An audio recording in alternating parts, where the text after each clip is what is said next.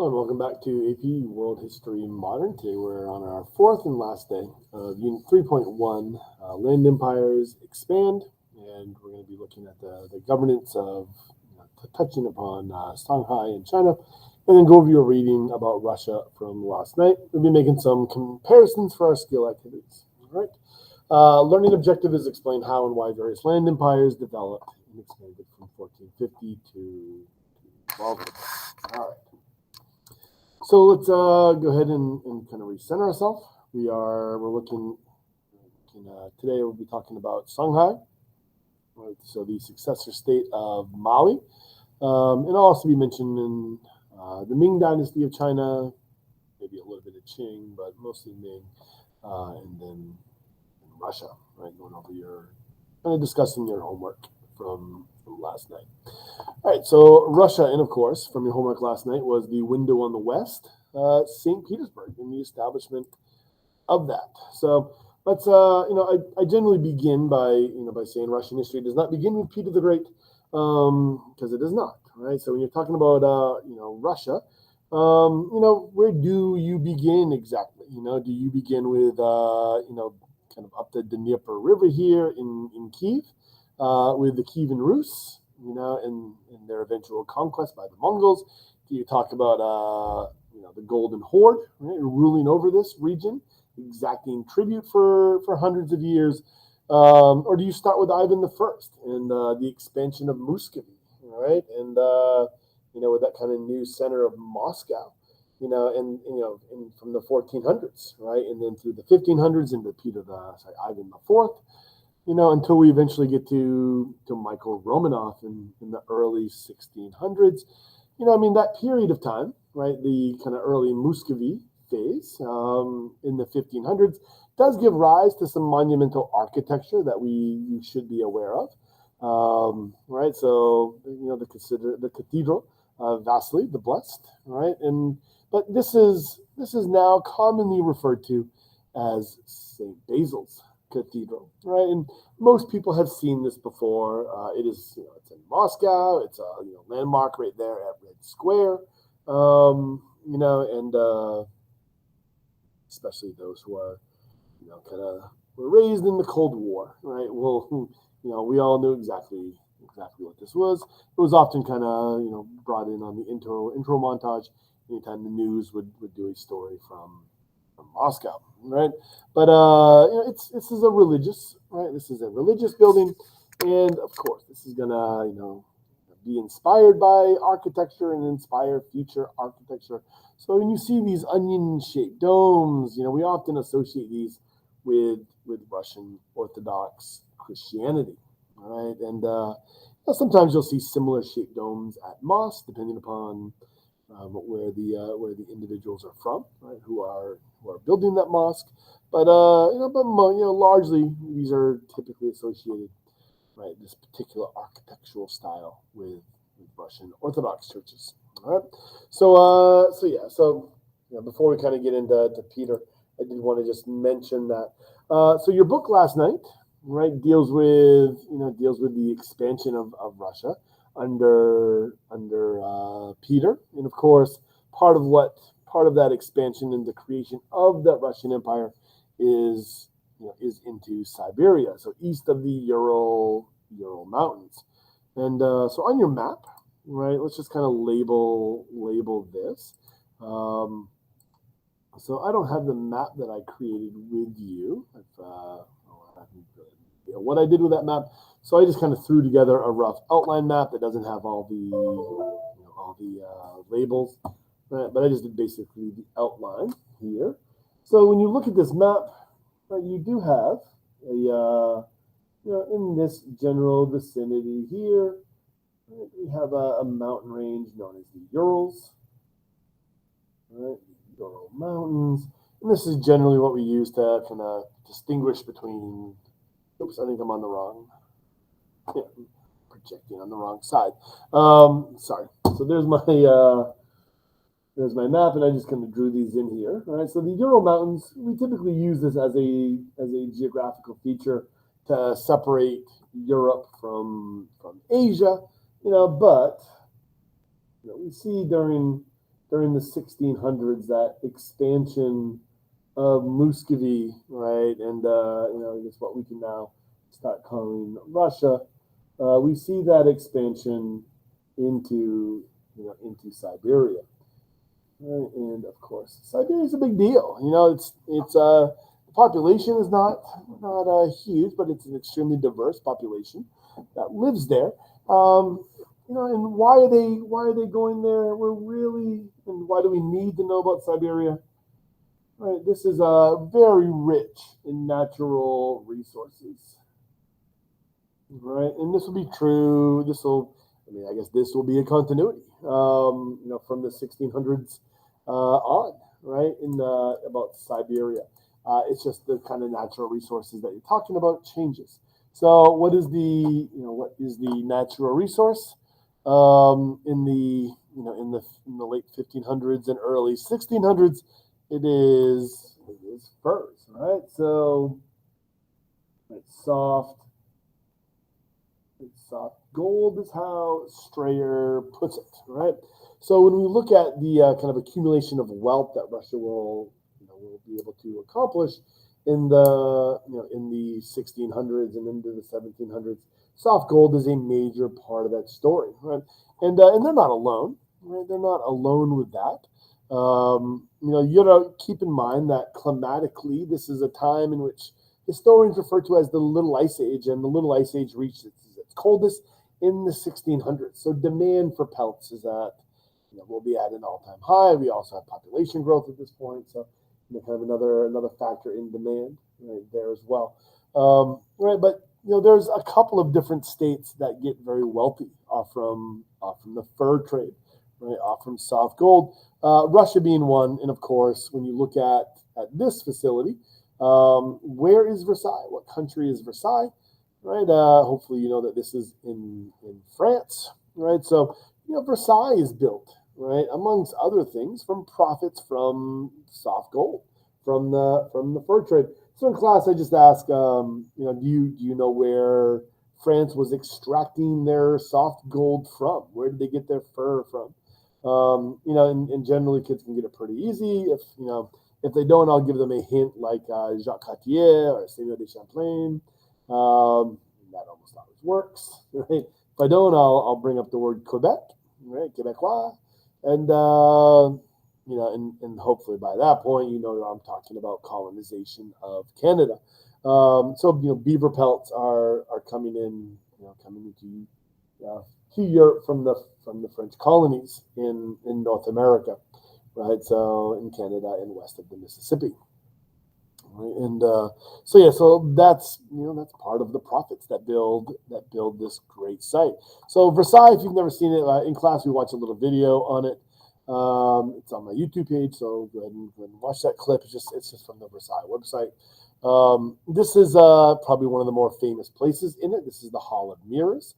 So Versailles is known for a lot of things, and its opulent parties is one. And looking out at the back of it, you can kind of see the expanse of Versailles, right? So what you're looking at here on the map is those are my kids. They're standing right about here at the top of these stairs, right? And and then kind of go back there, right? So on top of these stairs, kind of overlooking that fountain. I think these are just like pools today, I think. Memory serves me. So you're seeing kind of a scale, just how big this site is. So it's massive. Today you can rent golf carts, and they've rented golf carts from, at least when I was there. They rented them from here, and then you can ride around the complex. So, but it is that large, right? So kind of a comparison, right? So similarity between Russia and France is soft gold. All right. Peter the Great, right? So when does Russian history begin? Does it begin with Peter the Great? Probably not. But Russia definitely changes a lot. So there's another little video clip that we watch on Peter the Great on my YouTube there. So I would encourage you to watch that. It's like 7 minutes long. And feel free to read through these. I just want to go over a couple things, right? So one is, Peter, who unexpectedly has to take power. Once he does, he's not really, not really kind of maybe ready to assume the throne. So he goes on this grand tour, and and goes and sees Europe, and hits the major cities.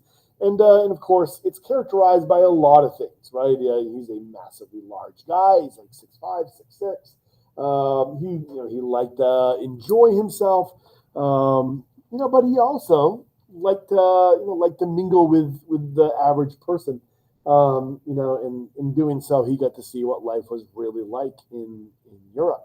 And one of the things that he came to realize, and probably was already of this realization, but I guess seeing it is, or hearing it's one thing and seeing it's another. From the time of the Mongols, this part of the world had been cut off from the Black Sea, and from Europe, and there was there was they really were not making a major attempt to do anything, to integrate themselves into larger European or Middle Eastern or Asian society. You could easily categorize Russia before Peter the Great as a theocracy, where the Russian Orthodox Church kind of loomed large over all of society. I think I'd heard once that over 90% of the books published in Russia were religious, right? Were Russian Orthodox texts. So religion dominated life in Russia, and what Peter sees and experiences is that these are two very different worlds, that are in very close proximity to each other. Russia had never undergone the Renaissance, the Reformation, the age of exploration and the trade explosion that happens as a result of that. They'd never gone through the scientific revolution, and the kind of the early days of the Enlightenment. These are all kind of missed by Russia, right? And what Peter will come to the realization of is also that Russia will not be able to stand an assault on it by its Western neighbors, right? The land military or the land army of France, in the world of Louis XIV, the growing navy of England, they would not be able to withstand, right, those kinds of military assaults, if things don't change, right? So when he is eventually beckoned home from because of a crisis from Vienna, right, he will definitely make some major changes, and of course, he's these are some of the scenes of when he was on his grand tour. He picks up, he picks up the shipbuilding tactics. He disguises himself as a commoner and works on the docks on the Thames River in London. He wants to see firsthand how trade works, and right, and get that kind of real world experience, right? And when he does come home, he institutes some major changes. I mean, part of what he has to do is, he has to deal with the military, right? But because there is that thing that brings him home, right? But when we talk about Peter the Great, we usually talk about him, in, let me just kind of, yes, I can put this over here. Let me zoom in on what I'm about to do. All right, so when we talk about Peter the Great, right, there we go. All right, so Peter the Great. What do we usually associate him with? All right, one of the things, get a little closer for you. One of the things is sometimes you'll see it as westernization. More often now you see it as modernization.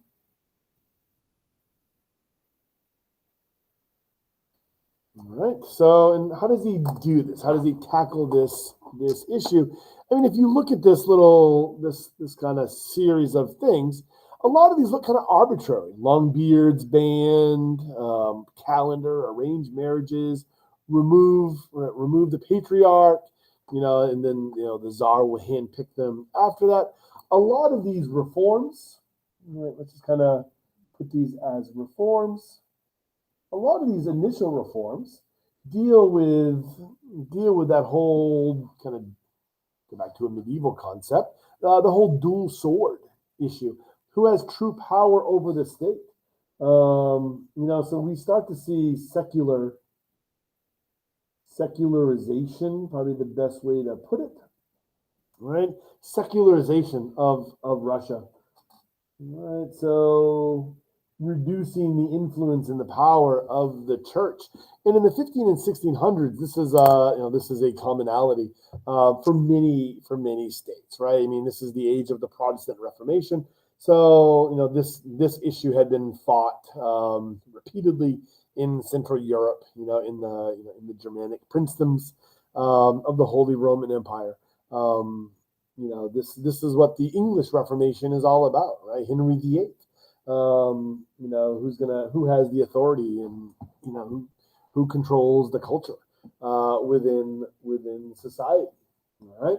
So controlling the culture is an extremely important thing here. So we see this kind of push towards secularization. But notice here, this other thing is more practical, right? So the table of ranks. So let me just, I guess before we move on to that, when you look at cutting the beards, right? Cutting the beards, I mean, this is a religious thing that Christians are not supposed to cut hair. And you'll see this be adopted also within some Islamic groups as well. So shaving the beard is if you are kind of interpreting kind of your biblical sources literally, that can be viewed as a sin. So he will coerce that through government taxation. So we'll often see this is a kind of an effective, governmental tactic, and on a lot of things, right? Government will coerce behavior through tax policies and the such. We see this in the United States with drinking age being lowered being raised from 18 to 21. We see this with seatbelt laws, all kinds of modern examples as well. All right. So we see some of these reforms being made, but also table of ranks. Let's kind of put that up there. Table of ranks. Right. So when you talk about the table of ranks, right, we are right. This is specifically referring to the boyars. All right. So this is referring to the boyars. Sometimes you'll see it as gentry, right? It's your landed aristocracy, right? In Russia, right? So previous to Peter the Great, the wealth and power of a boyar family would determine the future of the children. So you would have high-ranking military officers, that were, those ranks were achieved simply because of who their parents are. What the table of ranks does is it takes all those boyar families, regardless of wealth, as long as you have boyar status, it would put them all at the bottom, and then you would rise up in the ranks based upon performance and merit, intelligence and accomplishments. And right, and in this way, it is the beginning of a meritocracy.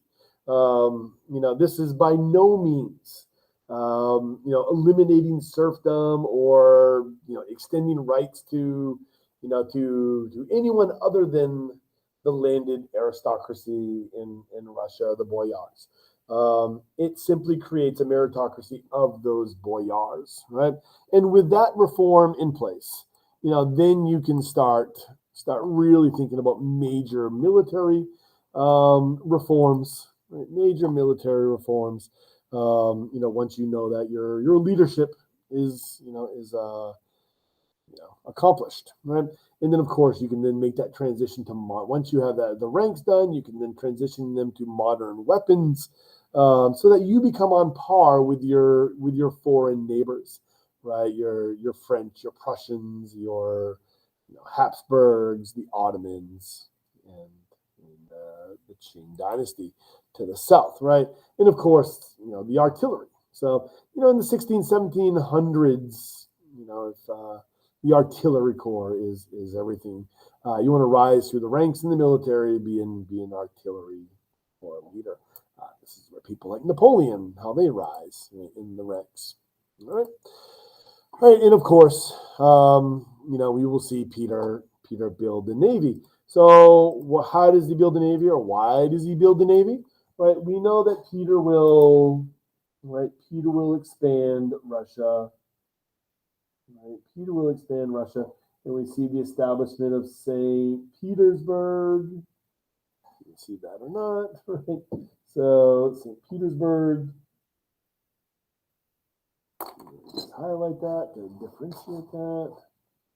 St. Petersburg, right? And of course, this is also known as the window to the west, right? So the window to the west, right? As it is sometimes referred to as. And sometimes you'll hear like an oversimplified version of Russian foreign policy as simply the search and desire for warm water ports.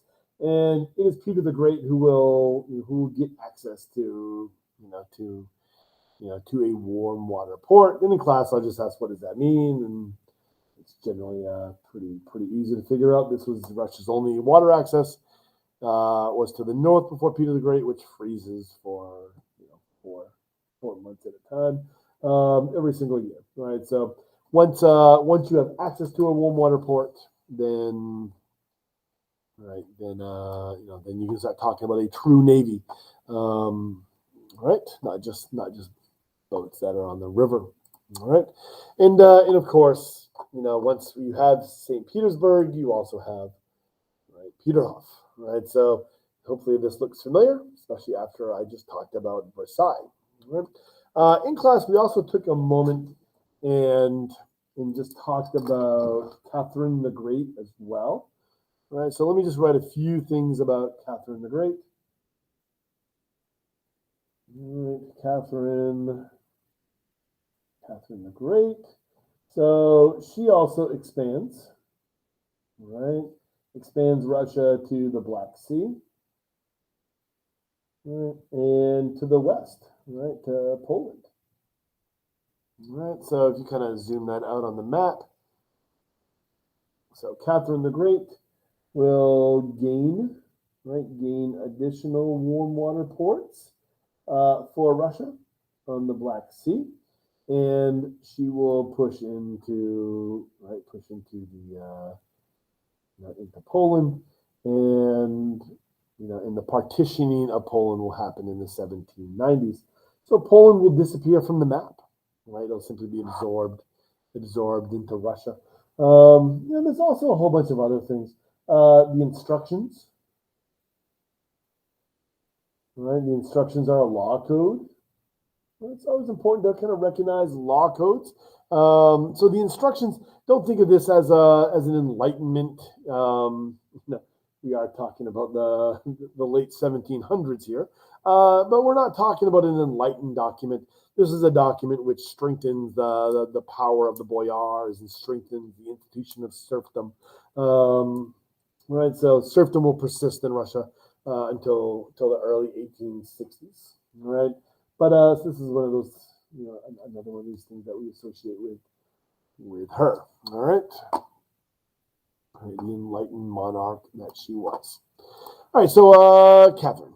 All right, so real quick, because I know I'm probably running long at this point, I talked about the Songhai, just a couple things that you really need to know about the Songhai. So this is a continuation, right? Continuation state of Mali, right? And what I go over in class really quick is when you talk about Songhai, right? If you're going to talk about the Songhai Empire, you really need to know a couple of things, right? So let me just throw this on here. Right, so Songhai,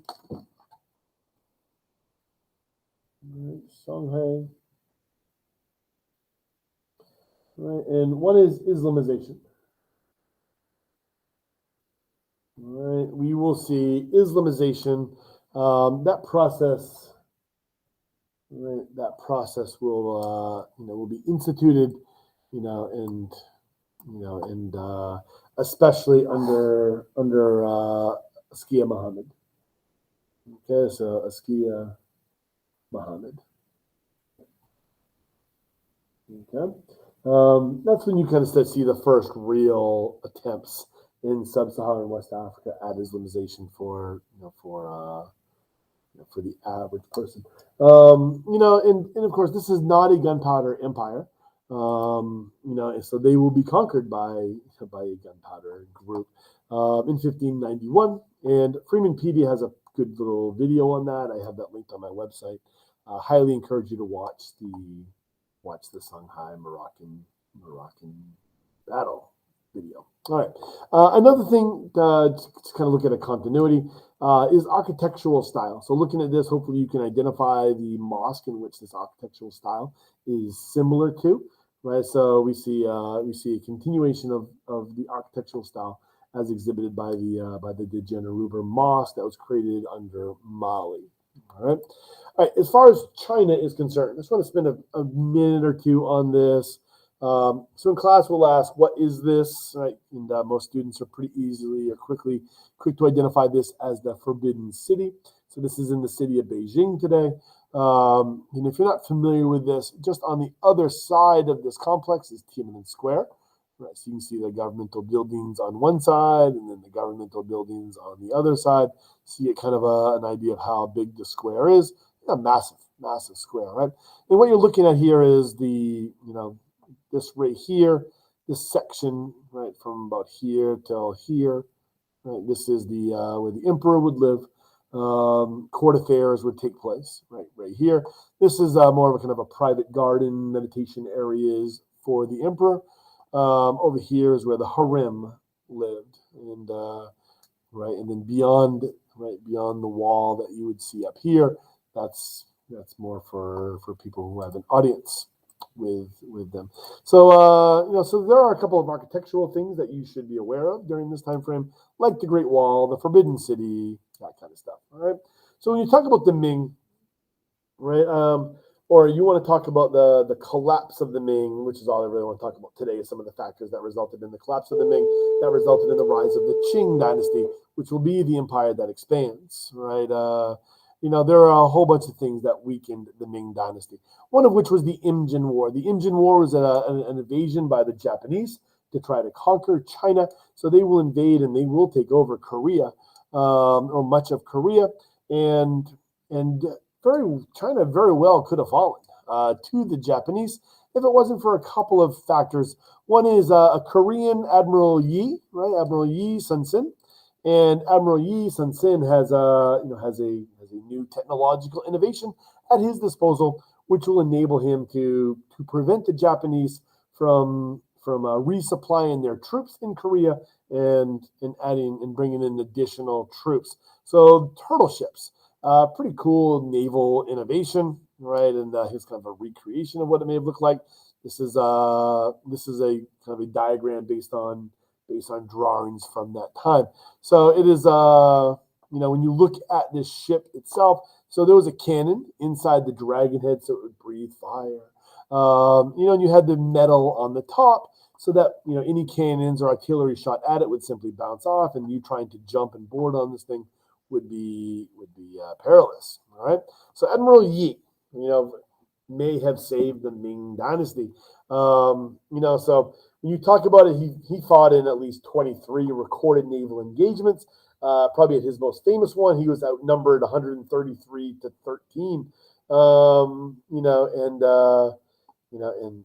defeated the Japanese. So because of him, the Japanese will lose their domination of the sea lanes and eventually lose the war.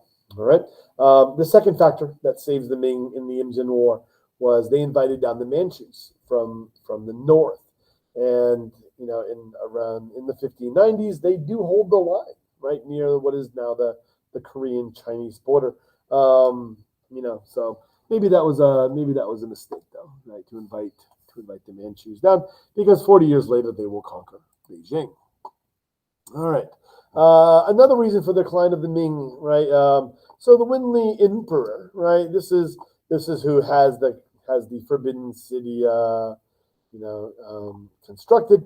and you begin this retreat, right, and of the emperor, and from this point on in the Ming Dynasty, you know, is how involved in the day-to-day operations of the Ming Dynasty is the emperor actually involved, and this is where we start to see this rise in tensions that exist within the internal administration of the Ming Dynasty between his Confucian bureaucratic advisors and the eunuchs, right? And of course, the eunuchs will be fiercely loyal to the emperor, right? And will be able to influence the emperor greatly. And they have not, they have not gone through that civil service examination system that the Confucian bureaucrats have. So there's a lot of tension and hatred and mistrust and kind of court intrigue between these two groups. And of course, this will manifest itself in a variety of ways, especially once you start talking about European interaction into this dynamic. The eunuchs will not be favorable towards the Europeans, either European merchants or the Jesuits, whereas the Confucian bureaucrats are extremely interested in the academic and scientific achievements that the Jesuits give them access to. Right, so this will kind of play itself out. We'll talk about this a little bit more later on, the whole silver crisis. We mentioned this a little bit in the 1590s with the Ottoman Empire and the impact that it has on it. But the Ming Dynasty will also have its economy, damaged greatly by the silver inflation crisis that is brought to them by the Spanish. All right. You also have famine, right, and harvest issues associated with the Little Ice Age. So the Little Ice Age hits its bottom in the early 1600s. And of course, we had major famines in China in the 1620s and 1630s, resulting in peasant revolts and peasant rebellions. So, climate is part of the story as well. And of course, it wouldn't be fair talking about the dynastic cycle if we weren't talking about natural occurring things. All right, so as far as monumental architecture, obviously the Forbidden City, right? So the Forbidden City. And, when you came in to see the emperor, just kind of start here, you would come through a wall into a little entryway, and then you would go in through a second wall, and that would bring you to here, right? And where you would have to go across these bridges, and then once you get by that second wall, that would bring you into this area here. So this is where court or audiences would be given to visitors, so it's I'm just showing you this, kind of give you a little glimpse at the scale of this. This here is about 5-10 miles maybe down the road. So this is a temple for the emperor. So the emperor would go here, a couple of times a year, once or maybe twice, usually having to do with planting and harvesting. So pray for a good harvest here at this temple. And the religion of the emperor is it's unique to the emperor. So not Buddhist, not Taoist, not Confucian. It's its own. He had his own religion, and you'll see a lot of the religious symbolism associated with the emperor in the architecture here at the Forbidden City. Right. So, but it is something that we don't really have to worry ourselves about for this class. So, but if you're interested, a lot of you are. All right. So this is the throne. Right. This is the private gardens for the emperor. Right. This is also from the private gardens. Our Confucian stones, our thinker stones. Right. And gift. Right. Tribute. And this is from the summer palace. So outside, right? So outside of Beijing, and this moat was all hand dug. And I will actually talk about this when we get to Empress Shiji, the Dowager Empress Shiji, because she does have something built over on the backside of this lake, which I'll show you when we get there. All right. In the late 1800s. Okay. All right, and of course, the Great Wall. Right, the Great Wall is also built during this Ming era. Now, technically, the Great Wall, you can make an argument that it was begun during the Qing Dynasty, Emperor Shi Hongdi, But when you see pictures of the Great Wall of China, these are expanses that were created, during the Ming era. So this is a section of the wall outside of Beijing, right, in northern China. I'm going to come back and deal with this later, right, and call it a day here. All right, so just remember talking about land empires and problems that they solved, and we're just going through different ways, right, and of course talking about Peter the Great, right. He will adopt modern gunpowder weapons, right. The Songhai do not, right, and they will suffer that fate. All right, that is all for today. Sapiati.